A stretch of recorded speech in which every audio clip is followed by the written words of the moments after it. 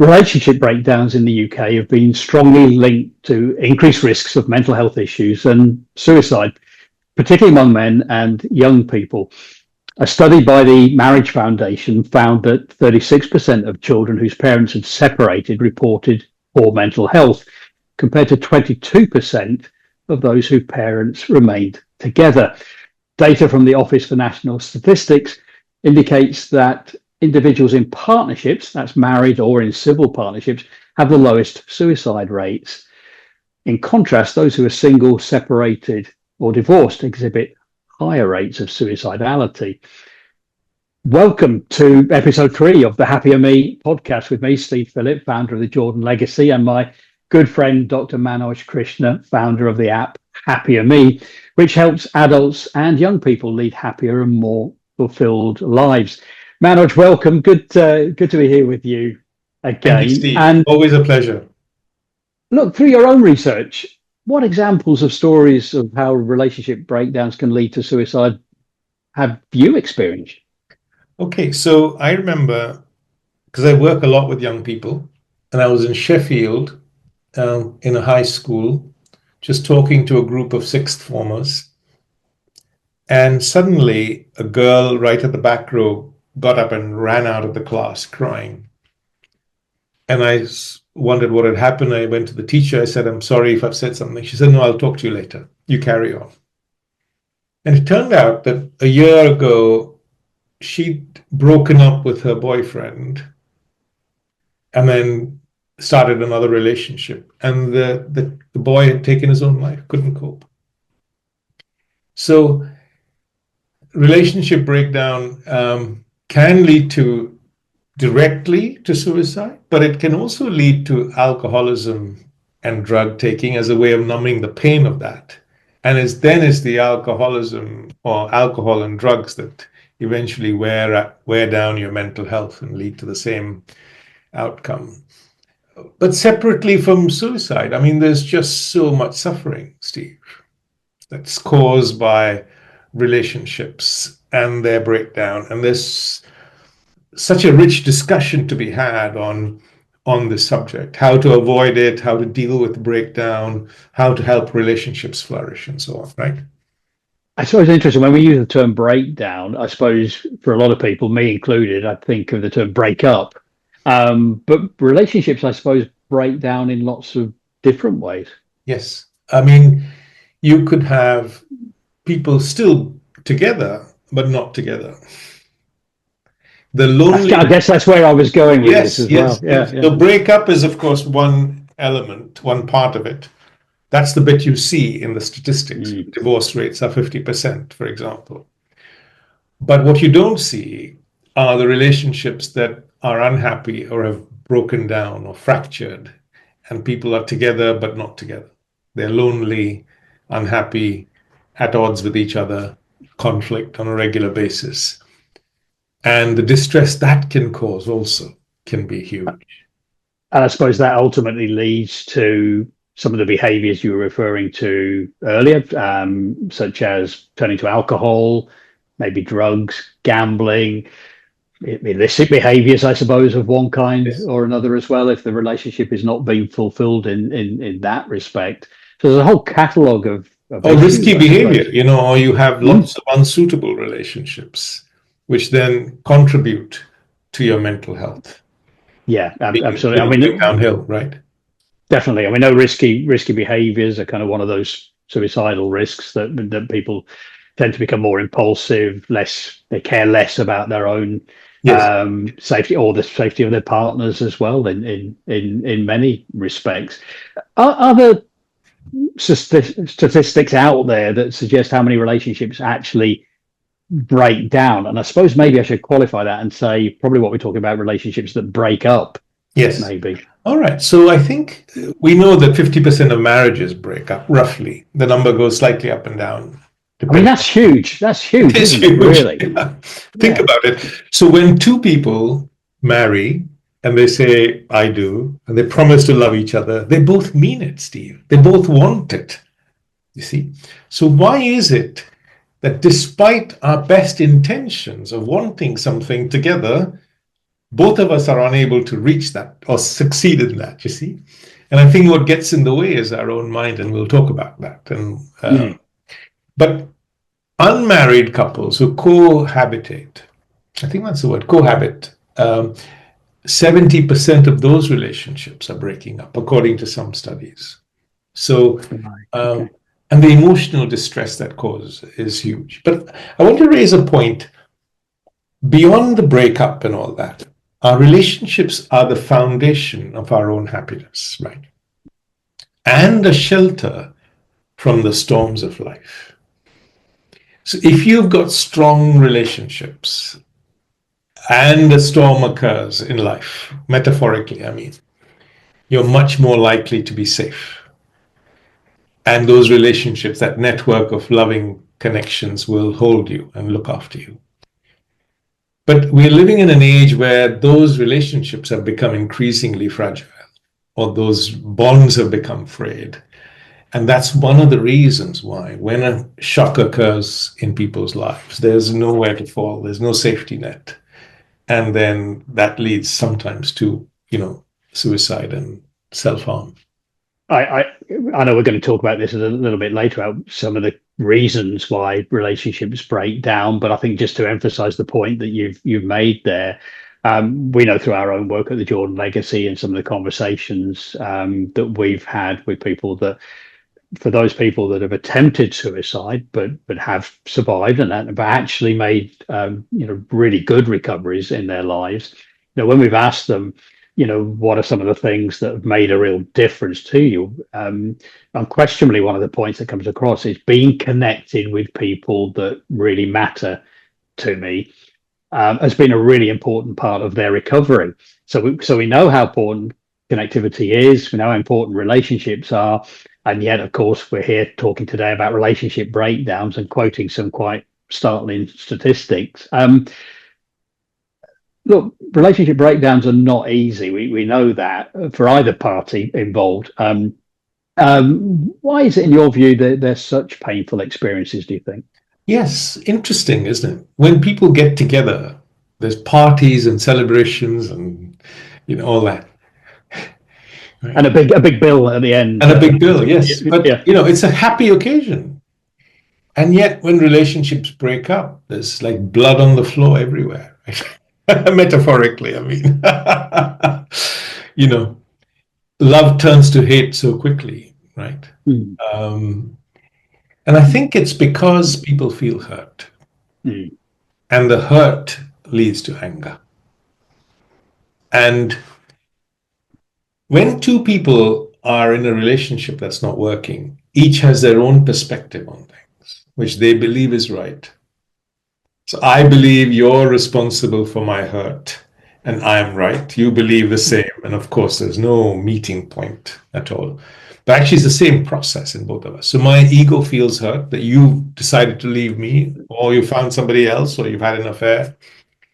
I feel lonely.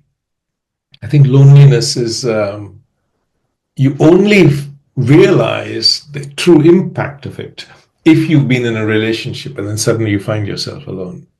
Whether someone passes away or someone leaves you or you leave someone, that loneliness can be. And then, of course, there's financial hardship, a feeling of betrayal, and this huge sense of injustice because we assume that the other person has to meet all our expectations. But interestingly, if I am asked to meet your expectations, I feel uncomfortable. I say, no, that's too much, right? I tell you what's going through my head at the moment. I had the word marriage contract in my head here, and yes. I've heard the term before. I know particularly with very wealthy people, they often enter into some kind of, we've all heard of prenuptial agreements, but contracts I've heard of as well. And I think quite often my understanding and in our own marriage, Laurence and I entered into a prenuptial agreement. This was a second marriage for both of us. But if I think about the content of those, most of those talked about, or the points included in that prenup agreement were mostly to do with kind of money and property and values and, what would happen with that. But we didn't have any kind of contract that says, what do we do if things go pear-shaped? Mm. What if this happens? Now, a lawyer probably wouldn't draft up that kind of contract, but it's striking me here that what's happening and why it's so difficult, and it's about unmet expectations. Yes. But if you've not established these expectations up front, then it's probably not surprising that somewhere along the line something happens and all hell breaks loose, blood on the floor, as you described. Yes. So I have a long list of expectations, which I expect you to meet. And if you don't meet them, I'll say I don't love you.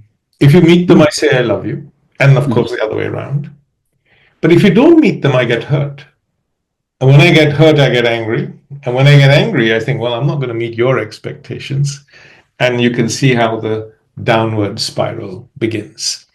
So I've been involved in lots of breakups or friends who've broken up. And oh my goodness, it's been terrible. And of course, the kids pay the price, right? Mm-hmm. There's such a lot of, so many children are damaged because of the war between parents. And I think there's also the fear of the future. What am I going to do? How am I going to live?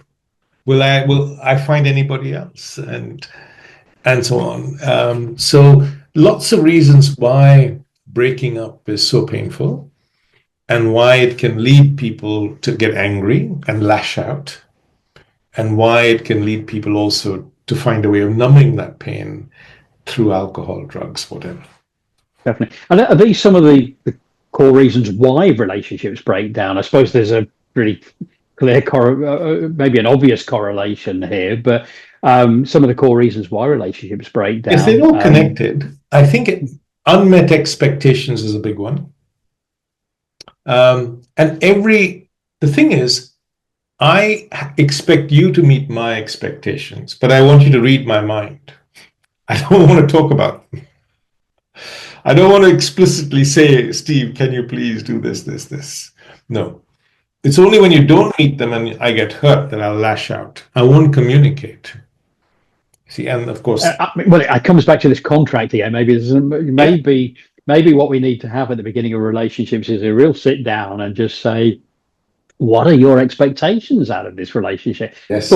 But we don't, because it's quite often, I believe, you might correct me if I'm wrong, that most relationships are built initially around excitement and emotion and passion. Yes. And we enter into them and off we go. And then suddenly, whoa, yes. didn't expect that to happen. So there is no planning of a relationship quite often. Is that a fair assessment? And then also linked to expectations are our emotional needs are not met. I want to feel special. You're not making me feel special. I want to feel listened, understood. I have a need to be listened to and understood, but not the same need to listen and understand. Right. Well, that's true of life generally for most of us, isn't it? We often, when we are in meetings or in any kind of situation, we're often speaking with the intent to be heard by other people. And when other people are speaking, we're often thinking about what our next question or our next point is we want to get across. But listening is such an important part of any emotional needs, or I regard your expectations of me as unreasonable, but my expectations of you is completely reasonable. Wow, this is a difficult one. So, yeah, I suppose we expect to see change in other people, don't we? Yes, we want to change without Yeah. Okay. So if I meet you and you're different to how I want you to be, you're more or less there. So I fall in love or we're in a relationship, but you're not quite the person I want. So then I set out on this mission to change you. And of course, you set out on a mission to change me, and that's conflict. So Absolutely. Love is acceptance, and we just forget that, you see. And I think one more thing is that leads to breakup or contributes is how we respond to being hurt. We're all going to be hurt in relationships because somewhere along the line, some expectation's not going to be met. Now, you could respond with intelligence and communicate your hurt and have a conversation around that. But most of the time we withdraw or we lash out. And of course, we don't communicate what. So the other person then doesn't know and retaliates, and then it's a downward spiral. So the art of successful relationships requires this deeper intelligence, which comes Well, I know self-aware. that's something we're going to talk about, isn't it? Yes. Just how can we increase the chances of leading more fulfilling relationships? So that's really important, how we respond to being hurt. We'll probably expand on that a little bit more shortly. But look, let's assume the relationship is irretrievable. We're not going to patch things up. Then there's still a process that both Yes. parties have to come out of intact to some degree here. So how can we deal better with relationship breakups if Yeah. that is what happens? I read a great line once saying we may not have had a successful relationship, but let's have a successful breakup.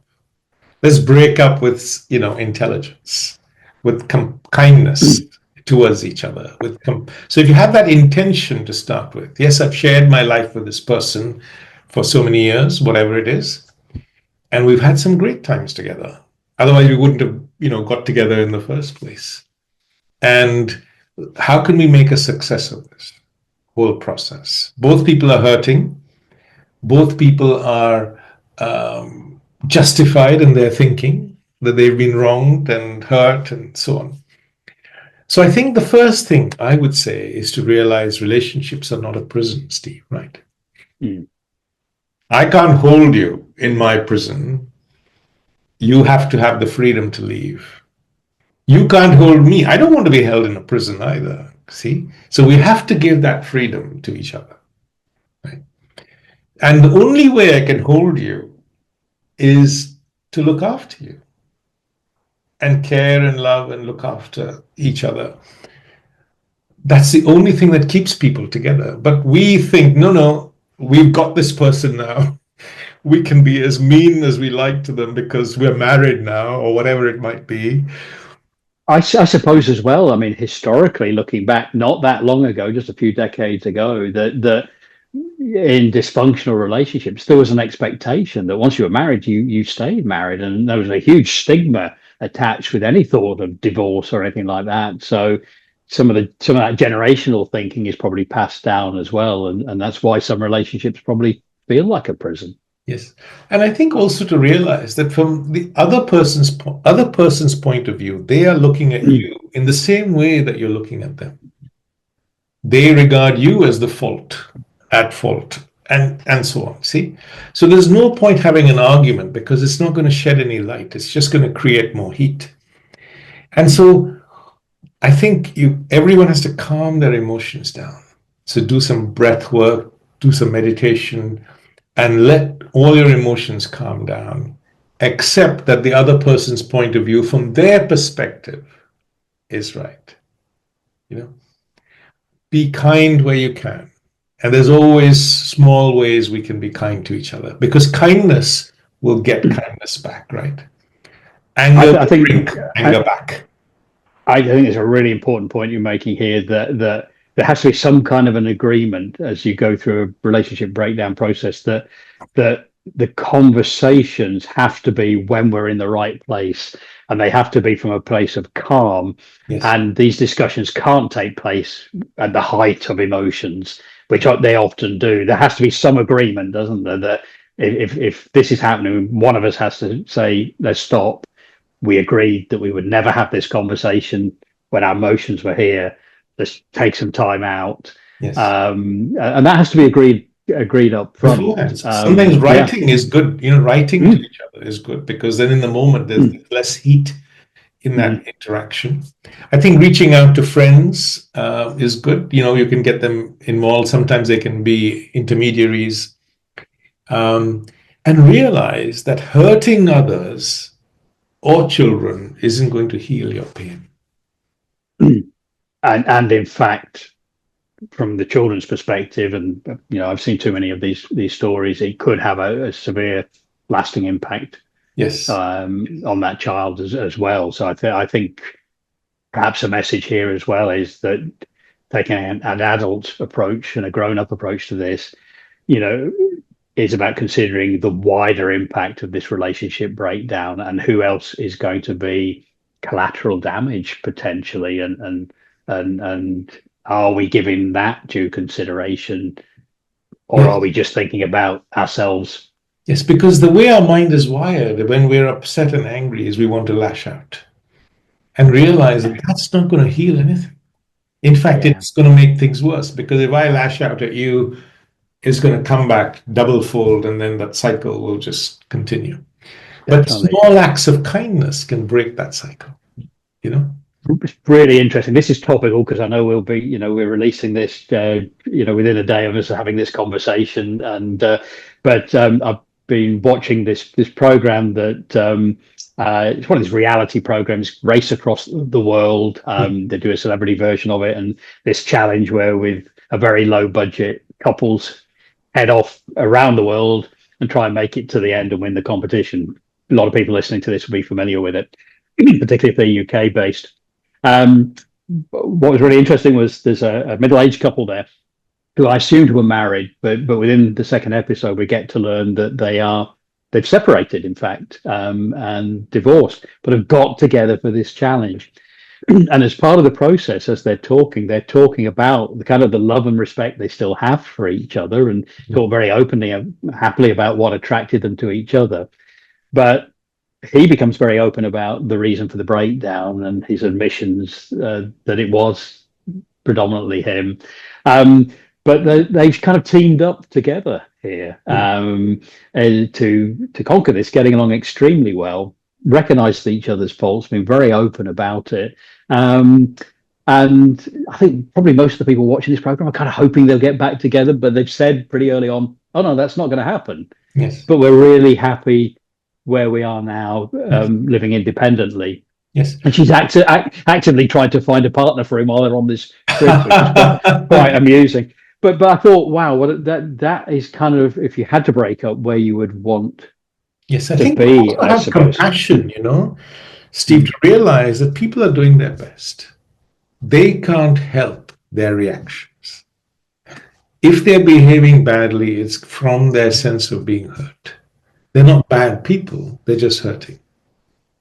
I think that perspective sheds a different light on things, I think, and there's a point, just as we're talking, things come back to me from my life. And I always remember Anthony Robbins, the inspirational, motivational guru, whatever we would call him, listened to one of his tapes many years ago about his reaction to one of his employees, interesting enough, who had failed to organize an event properly or a meeting or whatever it was. He got very upset about it and kind of lashed out and made this young lady feel particularly bad. And someone pulled him aside and just had a conversation with him and just said, look, I understand why you're upset here, but let me ask you, who is this person to you? When you think about them at a deep level, who are they? And well, she's the person that's kind of been with me since I started the business. She's helped me run many successful events and done this and that. Okay, so did she deliberately scupper your meeting and mess it up, or did she make a mistake? And he said, immediately I knew where this was going. He said, I knew I behaved badly. I knew that this was a person who I trusted and trusts me. And I'd broken that by my reaction in the heat of a moment, because I was upset with how I'd been impacted by what had happened. And that message, and I heard that, now I can say that is probably 40 years ago, that tape. And that has stayed with me. Who is this person really? And I think that's a really important moment to just stop and consider. Yes. That. They're also a human being like you. And just as you have very little control over your reactions, they have little control over their reactions. Just like you're reacting from hurt, so are they, and so on. So when you start thinking in that way, you realize it brings some compassion, you see. Absolutely. And I think that heal things, Definitely. Forgive me for interrupting. Look, in an ideal world, relationships wouldn't break down, would they? We'd all kind of live happily married or in in a relationship forever. So how do we increase our chances of living and having more fulfilling relationships? I think the first thing is to ask yourself that question. Very few people do, right? Because I'm sure if we asked people that question, they'd come up with all the things that you and I are going to talk about now. How can you ensure that your relationships are nourished and looked after and so on, and don't and flourish in every way? Mhm. And it's simple. You want to treat people the way you want to be treated, you know? So kindness, I think, is the glue that holds relationships together. And we think kindness is something we're doing for the other person, and it's conditional. Or if they do something for me, then I will do something. But if you wake up every morning and ask yourself, how can I be more kind to this person? That's going to build the foundations of your relationship, which is going to nourish your own happiness. That's the key. So do you realize kindness is a gift or an investment you're making in your own happiness? So that's the first thing I would say. It's something we overlook, we forget, because our mind is transactional. All our relationships in some way become transactional. You know what? And there's probably quite an ego at play here as well, isn't there? Yes, Our own egos get in the way, of course. all the time, right? I want to feel important. I want to be right. I want to order this pizza, go on that holiday, go and watch this movie, watch this TV program. And everything can become a battle of wills.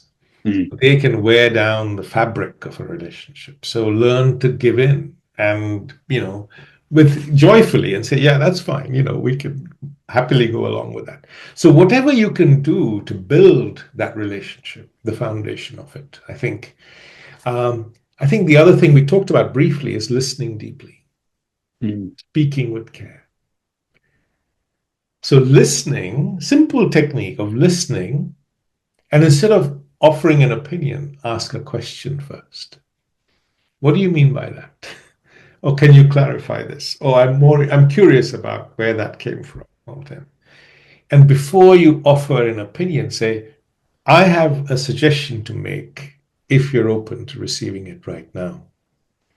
It's incredible how well that works with my sons, by the way. All our conflict has eased because I just simply ask, hey, I've got something to say. Is this a good time? Well, it's quite disarming as well, isn't it? Because, you say that if you're open to it, and then that person's got to think, well, I'm curious. Yeah. I guess I should be open to it. But yeah, that makes sense. Yes. And I think because we're all going to get hurt, to find a way of dealing with that which is intelligent, which means to take ownership of that hurt. It's not automatically the other person's fault, right? Like if you feel criticized, the other person may not have meant to criticize you, or it might be something you need to learn, you see? So when you're hurt, to ask, what's behind that feeling of being hurt? Could be my ego, could be whatever.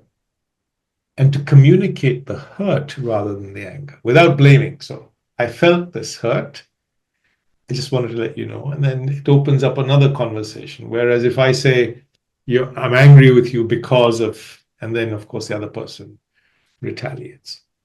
And I think, Steve, lastly, I'd say examine your own expectations, because we have a very long list.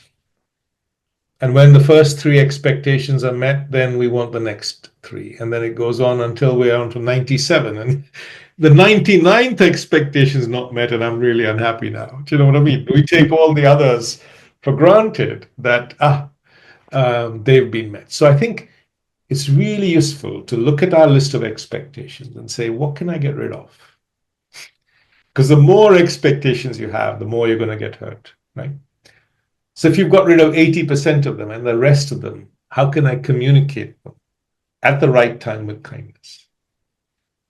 And it's really interesting that I think as well. I think that process of examining those expectations would be a really useful way of actually determining how important they are. Re-looking at them, I suppose you would go, on a scale of 1 to 10, how important is that one? Okay, if that's a 4 or 5, is it as important as I thought it was? Yes. So just revisiting those expectations Yes. is a really interesting And I exercise. think never to forget to look at people freshly, because within the first 6 months, of course, it's all love and roses and sunshine. But in the fourth or fifth year, you've seen this person every day, and you built up these negative memories of them, of all the hurts and so on. See, so if you can let the past go, come back to the present, appreciate them for all the good they bring to your life, and just that shift in attitude can transform relationships. Just to say thank you, I'm grateful, all that, right? Absolutely, no, totally agree.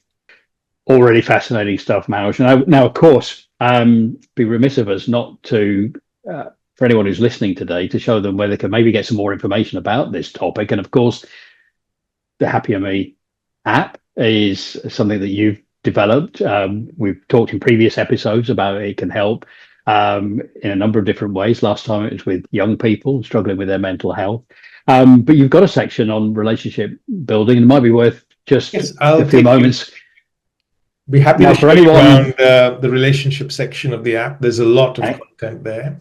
Excellent. And just for a moment here, just as you're setting that up, of course, for anyone watching this on YouTube, you're actually going to see the app on the screen. For anyone listening to it as an audio podcast, we'll try and fill in the gaps as best we can of what you can't see on the video. So, over to you. So the website is happierme.app, where you can download the HappierMe app from all the stores, and there's a free trial. So now, if you come into the app, there's a Feel Better Now section right at the top. And there is a button saying relationship problems. So you click on that, and the first thing we do is help people calm down. So there are breathing exercises, meditations, a couple of videos, and a mini podcast, just to help settle everyone down. And then there's a huge module on relationships, which has more than 11 sessions and talks about how to build meaningful, deep relationships, how to deal with the feeling of being hurt, what are our emotional needs, the causes of conflict, what is our relationship with ourselves. One of the things we didn't touch on, Steve, is that only when we're comfortable in our own skin, happy in ourselves, can we be happy in our relationships. Mm-hmm. Because if we're unhappy in our own mind, we can't be happy in our relationships. In fact, I remember the story of this lady who broke up with her husband after 20 years, and after a year of counseling realized the problem wasn't her husband, it was her own unhappiness. And once she sorted that out, she went back to him, and then they've been, happily married ever since. Got a positive outcome there. That's good. Absolutely. And then, of course, there are lots of conversations on dealing with difficult relationships, exploring forgiveness, why do we get hurt in relationships, and so on. So that's the Feel Better Now section. And there's a section there on relationships. There's a section called, if you go to managing, all these different topics, there's a whole section on relationships. So it starts with some short videos. There's a forum where you can ask questions of a coach and you'll get a response. There are life stories, guided questions, which is like a coach in your pocket asking you questions and helping you find your own answers.